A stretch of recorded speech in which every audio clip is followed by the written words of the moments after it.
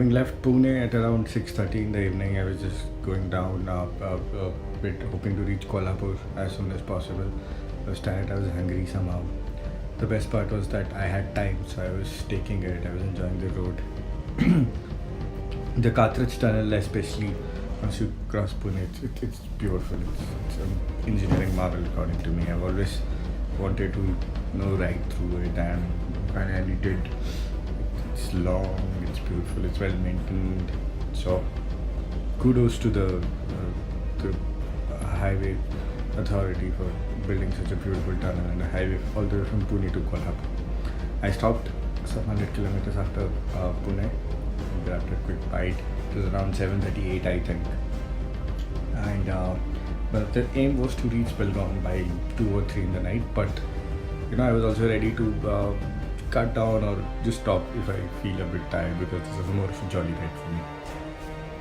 Around 6, I think 130 kilometers from Pune, the Ghat section starts. It lasts till the time you reach Karad or Satara, and the road is really good. It's a 3-lane one-way, so it's really good. But too many curves, and it takes a toll on I hardly covered, I think, 30-35 kilometers in that one hour. But the road is good, so you don't feel that much of load or stress on yourself. There was a forest fire going on the mountains above me when I was driving down, so that was one thing. I think by the time I reached Karad, I had lost it. So I said to myself, I'll book a room right next to the highway and I'm going to sleep for 5-6 hours. Once I did that, in the morning I started again at around 8:30. Reached Belgaum by 10. And then I suddenly realized that it was freaking hot. It was really hot. I was stopping every 1 hour for having water or just to calm down or something like that. It was really very hot. So the plan was to reach Bangalore by 6. I was in Hubli by 10:30-11. The Hubli-Dharwad one-way bypass never helps. I don't like it. The road is good, but it's one way, so you can't really speed or overtake vehicles. You have to wait, be patient. So that was the plan, to reach Bangalore by around 6 p.m. I crossed Hubli by 10:30. I had 2 pit stops in mind. One was in somewhere 200 from Hubli for lunch, and one in Chitradurga. Chitradurga is around 200, so that was the plan. But the temperature just kept rising, and I was taking it very slow. I was stopping wherever I could, drinking lots of water, making sure that I'm staying hydrated. Because do all this heavy bike care, your face gets burnt, your hair is all over the place. Water is necessary. There was one more thing which I saw on the way. There is this Jain boundary temples kind of thing which comes on the highway. I could never stop there, so I stopped there just before lunch, had a quick bite in a cafe, and set out on my way again. Now the problem was that I had some 300 kilometers and there was no fixed time as such, but I was hoping that I'll reach by evening.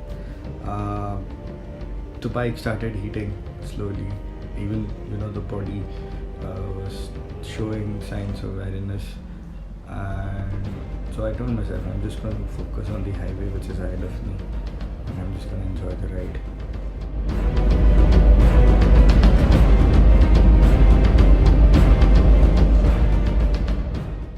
There was only one way forward, and that was to enjoy the ride, feel happy about it, feel joyous, and I think that's what I did. Junction after junction, city after city, town after town, I just was humming to myself, singing to myself. I was not time bound, I was not bound by money, I was not bound by anything that day. I had 300 kilometers and I had all the time in the world to reach that. And I think it turned out to be one of the best rides of my life because it was very carefree. Usually I do a lot of rides wherein I'm time bound, or it's part of a challenge like the Iron Bird or the Kanyakumari Srinagar ride that I did. But this time there was no hurry at all. I had 2 more days to relax and rest after this. So I just kept calm, just enjoyed, took a nice, I think I took a lot of nice set of photographs on the way. I think I tried different angles on my GoPro as well, and I think they came out really well. So yeah, that was really fun.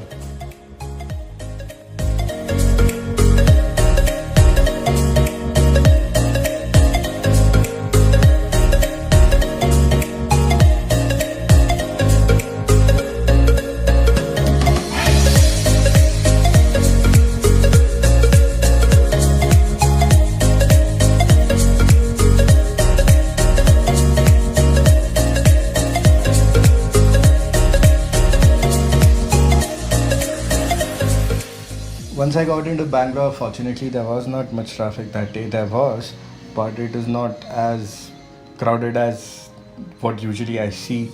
I was literally like counting vehicles as I was overtaking them one by one, and I finally reached the toll from where my house is very near at 6:30. It was an amazing ride. Thanks for following it, and stay tuned for the next episodes of Mr. Day Travels. Cheers, guys.